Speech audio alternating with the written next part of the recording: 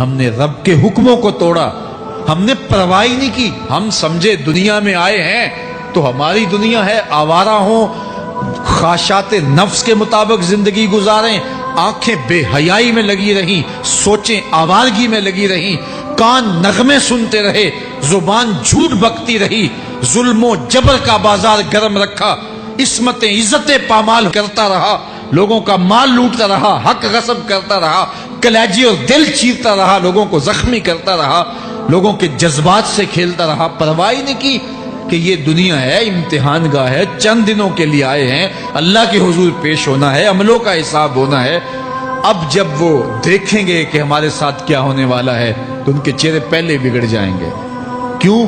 وہ گمان کریں گے کہ ان کی ریڑھ کی ہڈی توڑ دی جائے گی، ایسے عذاب آئیں گے جس طرح کسی کی ریڑھ کی ہڈی ٹوٹ جائے تو اس کا چہرہ شگفتہ گلاب تو نہیں ہوتا، اس کا چہرہ جو ہے وہ تو کس قدر مرجھایا ہوا ہوتا ہے۔ تو اللہ ارشاد فرماتا ہے اس طرح ان کے چہرے ہوں گے۔ ابھی عذاب آیا نہیں ہے لیکن چہرے پہلے اترے ہوئے ہوں گے، اور جب عذاب کی بھٹی میں ڈالے جائیں گے، اللہ اکبر، اور وہ سخت عذاب، حضور نے جبریل امین سے پوچھا مجھے جہنم کے عذابوں کا ذکر سناؤ۔ عرض کی حضور سب سے ہلکے عذاب کی کہانی سناتا ہوں، اور وہ یہ کہ جہنمی کے پاؤں میں آگ کا جوتا رکھا جائے گا، باقی پورا بدن اس کا سلامت ہوگا۔ یہ سب سے ہلکے عذاب کی کیفیت ہے۔ اب پاؤں میں آگ کا جوتا ہوگا، حدت، گرمی، شدت اتنی ہوگی کہ دماغ پگھل کے ناک اور کانوں کے راستے سے باہر آ جائے گا۔ پاؤں میں رکھے ہوئے جوتے کی گرمی دماغ کو ایسے چڑھے گی کہ وہ پگھل جائے گا اور ناک اور کانوں کے راستے سے باہر آ جائے گا۔ تو اللہ کے عذاب کے خوف سے چہرے بگڑ جائیں گے، حالت سلامت نہیں رہے گی۔ یہ بات ذہن میں رکھیں کہ اللہ جس کو جہنم میں ڈالے گا اس کو اس صورت میں نہیں ڈالے گا، یہ محمدی صورت ہے، یہ شکل اس کی چھین لی جائے گی اور اس کی شکل بڑی کر دی جائے گی۔ اس کا ایک ایک دانت احد پہاڑ جتنا ہوگا۔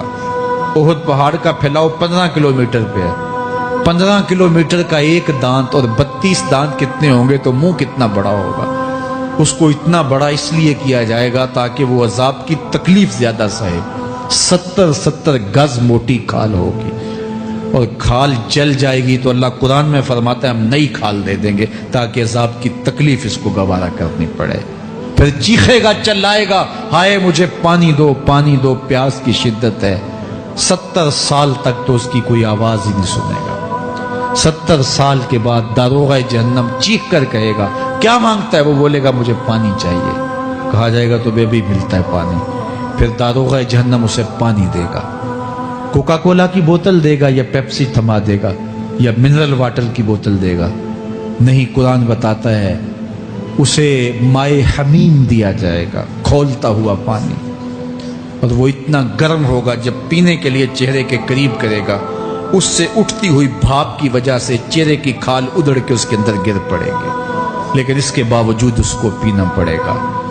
اللہ فرماتا ہے یہ دنیا ہی سب کچھ نہیں ہے، سمجھ لیا یہی سب کچھ ہے، آخرت کو بھول گئے، صبح اٹھے کام پہ چلے گئے، شام آئے آوارگی میں چلے گئے، صدائیں آتی رہی حی علی الصلاح حی علی الفلاح، کوئی پرواہ نہیں کی، نہ پیشانیوں نے سجدے کیے، نہ سوچوں میں پاکیزگی آئی، زندگی یوں گزار کے چلے گئے۔ ایسے نہیں، کہا ایک وہ ہوں گے جن کے چہرے شگفتہ گلاب ہوں گے، ایک وہ ہوں گے جن کے چہرے بگڑے ہوئے ہوں گے۔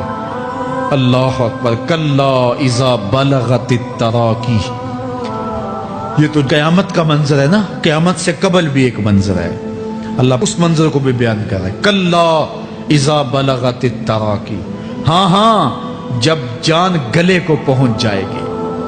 اے انسان تیرے اوپر وہ گھڑی بھی آنے والی ہے، وہ وقت بھی آنے والا ہے جب سانس اس ہنسلی میں اٹک جائے گا، جب سینے سے بھی سانس اوپر چلی گئی، اب ڈاکٹر بھی لا علاج قرار دے رہے ہیں کہ اب علاج نہیں رہا ہے، جان بس اب نکلنا چاہ رہی ہے، اور کہا جائے گا کوئی جھاڑ پھونک والا بلاؤ۔ اب ڈاکٹروں نے تو جواب دے دیا، اب سانس اٹک گئی گلے میں، چند لمحوں کی مہمان ہے۔ اب ڈاکٹروں نے کہا اب ہماری جانب سے لا علاج ہو گیا، اب لے جاؤ اس کو گھر، یا وینٹیلیٹر پہ ڈال دیتے ہیں اس کو، بس اب ہماری جانب سے کوئی اس کا علاج نہیں ہے۔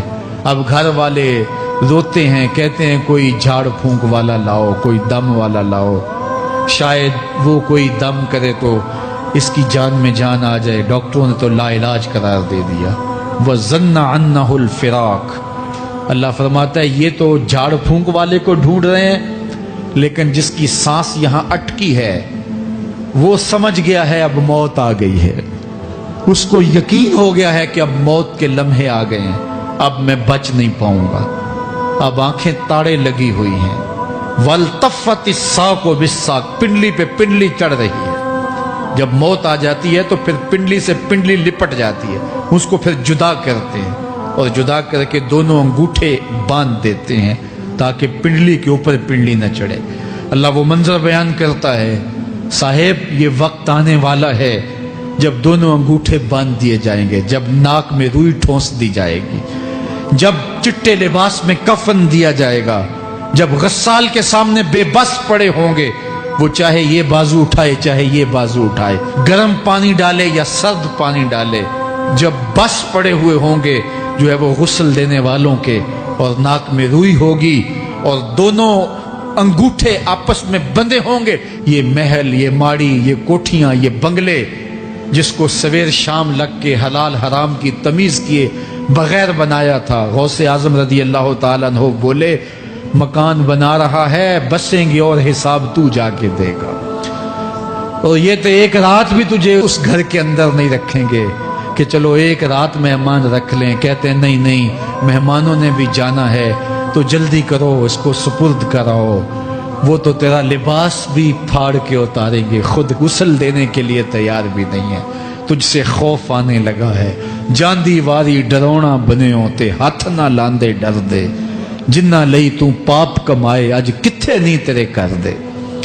آج تو وہ تیرے ساتھ تجھے غسل دینے کے لیے آمادہ نہیں ہے۔